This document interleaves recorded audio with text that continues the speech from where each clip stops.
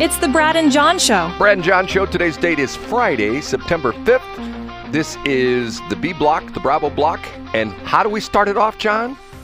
It's time for Brad's Top 3. It's time for Brad's Top 3. John, it cracks me up when you do that. You are so close at that. Ladies, one more time. It's time for Brad's Top. And we start off with...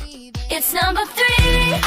I don't know if you've heard this bizarre story, and because it's an aviation story, I got very interested in it. Have you heard about this bizarre situation with the F-35 that had the landing gear problems, and it ultimately the pilot ejected and the plane was destroyed? Have you heard this crazy story? No, I haven't. Okay, this is from an Air Force base in Alaska, and the pilot was up flying an F-35. Hold on a minute, I got to clear my voice here. Okay, he was up flying his F-35. And he goes to land, and he gets a error message on the landing gear, and he can't quite figure it out. So this is next century kind of stuff. He calls tech support at the aircraft manufacturer, and I am not making this story up. Matter of fact, I've seen this story, and what's funny about this is there's actually a very funny YouTube meme that somebody put up. Okay, so let's go back on this. Okay, he calls tech support. Here, let me read you this thing. A U.S. Air Force F-35 pilot spent 50 minutes on an airborne conference call with Lockheed Martin engineers trying to solve a problem with his fighter jet before he ejected, and the plane plunged to the ground in Alaska earlier this week, and an accident report released this week. Okay, and this is the accident report. This happened back in January 28th at Eilerson Air Force Base in Fairbanks, Alaska. Okay, he gets a warning message about the landing gear. And so he doesn't know what to do. So he calls on his radio to the Air Force tower, and they essentially initiate a conference call. So I guess they've got 5G in the fighters and stuff like that. And they can't get the thing to work. And the problem is, this is what's interesting about it is, the reason the engineers are also remotely, they're tied into the aircraft as well, too. They're literally, looking at his instruments, sitting on the ground where they're at, wherever their headquarters are, trying to get this thing figured out. And the problem they run into is they come to the conclusion that the aircraft software has essentially detected that the plane is on the ground, and the reason they can't make any changes in the landing gear configuration is because, according to the computer, the aircraft is on the ground, and if they made a change in the landing gear configuration, the landing gear would collapse and would damage the plane. But it's in the air and it's flying, but according to the software, it's on the ground. And so after 50 minutes, they all shrug their shoulders and say, hey, nothing we can do. And the guy punches out and the jet crashes. And see, once again, this is the thing. Here I go, I said it again, John, once again. Here's the thing that bothers me about the new world of technology. I'm a techno geek. I love it. But there are certain things I say, I think we've gone a little bit too far. Get what I'm saying, John? Yeah, I get it. I mean, this seems like a really serious... It seems like I guess this is an understatement, but a serious software bug that there's no way to override that? Yes, that was the crazy thing. They could not override it. And according to, what's sort of sad about the thing is they did the postmortem on the aircraft and the whole bit, and the problem actually was there was water had infiltrated the landing gear system, the hydraulics in the landing gear system, and water by the means of condensation, because this is in Alaska, things they freeze and thaw and stuff like that. And that was the problem. So essentially, because of the fact that there was water infiltrating the hydraulic oil, that the sensors were going like, okay, we don't know what's going on. We don't know what's going on. And once again, the problem was they were trying to do a corrective measure to essentially determine if the landing gear was down and locked, but the computer said, hey, I can't make any changes because the aircraft's on the ground and it's flying. What's really funny is there's one that's real good. I think if I can find it and send it to you. It's like a shot. It's like Top Gun. It's like one of those shots where the camera's right in front of like Tom Cruise, and it's got the pilot on there, and he's trying to land this plane, and he's calling tech support, and in the lower third it shows like little box, like little video box. And Yeah. when the phone rings, this lady in India answers. That's terrific. And she's telling him what to do. And the first thing she says, "Sir, turn the airplane off and turn it back on again." And turn it back on again. Do you have a number we can call you back in case we get disconnected? That's exactly. Oh, Now, the other thing that I would say, Brad, and you know this, we've never heard this story about a P-51 Mustang. that's right, because it doesn't have any It software. would never happen to a P-51 Mustang, Brad. John, I'm going to regret the fact that I've ever told the P-51 Mustang. Yeah, I think all of our listeners regret the fact you've ever brought it up. Okay, time for number 2. It's Yeah. time for Brad's number 2. It's time for Brad's number 2. For those of you listening to the show, there's a constant battle that goes on between myself and Mr. Combest. And I am more and more growing to be a anti-corporate kind of guy, and John thinks corporations are just wonderful. Matter of fact, it's an interesting thing where I let me just sidestep this for a minute. Someone I know had a bad experience at a local major tire change that does car repairs as well too. And I said to this person, I said, I bet they got bought out. Used to be a local company, starts with a D, has a couple B's and has an O in it, and all of a sudden people are complaining about how they're taking their car in for an oil change, and the mechanic comes out and says, "Oh, your framistor's bad, and you need a new fibrillator, and your reverse." Yeah, because they're trying to squeeze the profits out, right, Brad? Right. Okay.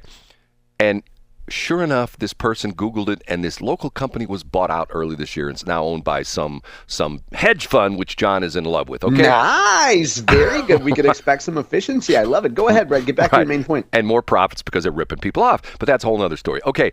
Interesting story on STLPR about Illinois water, Illinois American water. Did you see this story, John? I know you're not an Illinois guy. No, I did not see it. What happened, Brad? Okay, what's interesting about it is apparently some of this is on the east side, just on the other side of the river, Madison County, primarily Madison, Jersey County. Several of the different munis over there through the years have let the Illinois American people take over their water system, and the rates have skyrocketed. And for those of them who have not let them take over their water system directly, they're now buying wholesale water from Illinois American Water Company. And they've had enough because one of the munis talked about within the last 2 years, their wholesale rate has doubled, which means their citizens in that particular community who were paying one rate are now paying twice as much because that's what Illinois American is. And they're all pointing the fingers that just because it's a profit grab, because it's a publicly traded company, they need more money, blah, blah, blah, blah, blah, blah, blah. The bottom line is a lot of these munis are getting together and they're going to form their own water district. And once again, I find this fascinating because it's like in St. Charles, city of St. Charles and Washington, is they're not taking water out of the river. And that's what Illinois American, that's what Missouri American does as well too. They're going to take it out of the groundwater. So all these munis are going to band together, form their own water district, and they're going to suck the water out of the ground instead of out of the river because they say, and this is the thing that you sort of scratch your head, they say the groundwater is cleaner than the surface water. John, your reaction on this? Well, first of all, I don't know anything about the cleanliness of water. I would presume that, it would seem to make sense that groundwater would be quote unquote cleaner than surface water.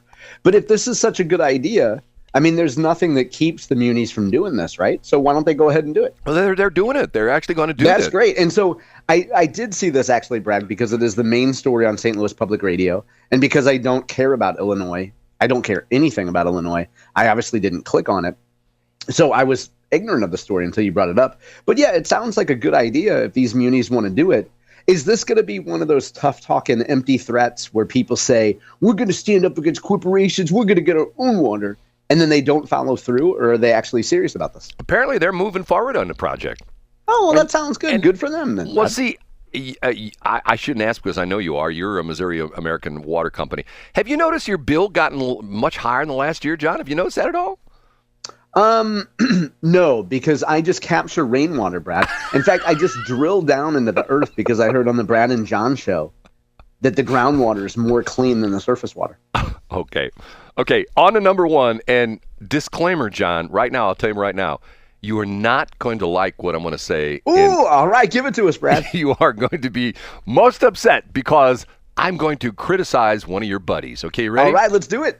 And now, big finish, Brad's number. It is the number one. Yesterday, I'm driving around going to an appointment, and I'm listening to the Mark Reardon show in a 97.1, and he has, as a guest, John's buddy, Eapen Thampy. Isn't that what it is? Eapen, E-P-A-M, is that his name? Eapen? No, E-A-P-E-N, Eapen Thampy. Okay. He says, hey, and coming up next, he's actually here in the studio, Eapen Thampy. And I'm thinking to myself, that's the guy that John knows. That's the guy I interviewed. Now, the interesting part of this is that since we've been doing this show, I have never gotten more feedback about a guest than I've gotten about Eapen Thampy. And when we had him on the air, and I probably got, and I'm not kidding, I probably got 8 or 9 texts when I did the Eapen Thampy interview. And I love that the first round that you ever told the story, you said you had 3 or 4 people, and now it's 8 or 9, Brad. That's awesome how they multiply. Go ahead. Well, there were at least 20 or 30 that complained about this. Okay, go ahead, get to it. They were kidding about the fact that Eapen is sampling his wares because he sounded high. And it was a tough interview because. Now, do you mean yesterday, Brad? No. When I had him on, see the original one. Yeah, sure. Okay. You had a point. You had a point about yesterday's, right? Or are you making the point right now? It was like it wasn't the same guy because I'm thinking to myself, okay, this is going to be interesting. I interviewed this guy. It was one of the worst interviews I ever did because I'd ask a question, I could go out to my car, check the oil, come back, and then Eapen would answer. Okay, I'm sorry, John. It was just to me, and he'd. Hey, talk like that. And so for folks who don't know, Brad, anticipating this, I went back this morning, and the last time we talked about this was 15 days ago. First of all, if you're new to the show, welcome. One of the things that we love about Brad is there's no such thing as a Brad story or a Brad meme that he can't beat to death. And 15 days ago on this very show in A Block, Brad talked about the fact that Eapen talks at a slow cadence.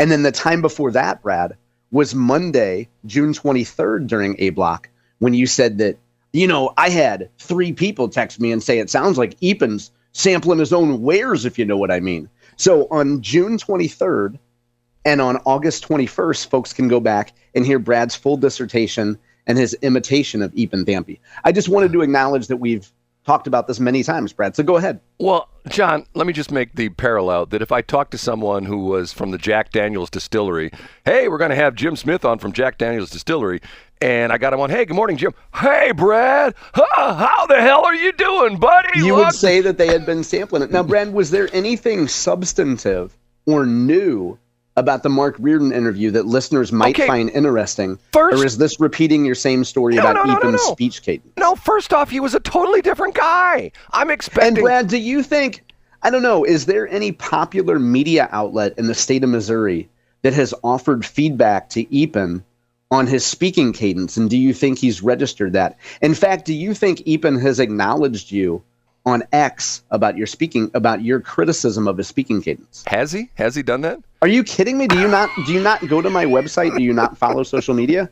Yeah, Brad, Eapen has discussed publicly your criticism of his speaking. Do you think it's a coincidence that maybe Eapen talks at a little bit more regular cadence than he normally would? John, all I'll say is this. If he got professional help, if he got a voice coach or someone like a presentation coach or something like that, whoever it was performed a miracle because he was very good yesterday. I mean, on a scale of 1 to 10, he was a 9. And I thought to myself, this is not the same guy. This has got to be a different guy. It's not the same. And I think, Brad, let's give Eapen credit. First of all, he doesn't need credit from us. He's a secure man and he doesn't need a external validation from us. I think that Eapen probably recognizes, I mean, he's acknowledged, the Brad Hildebrand types of the world might be so distracted by a slow speaking cadence that they might miss the broader point of what he's saying. In other words, people might be so petty that they go on the radio and criticize his cadence of speech and make up stories about how 8 or 9 people texted me. And maybe Eapen thought, maybe the way I speak is a little bit more slow than most people. Maybe I should speed it up for radio just incrementally. And maybe that's what Eapen did yesterday, Brad. So maybe in some way, your petty criticism, amplified by my website, has helped Eapen say, hey, some people are petty and will accuse me of being high when I'm clearly not.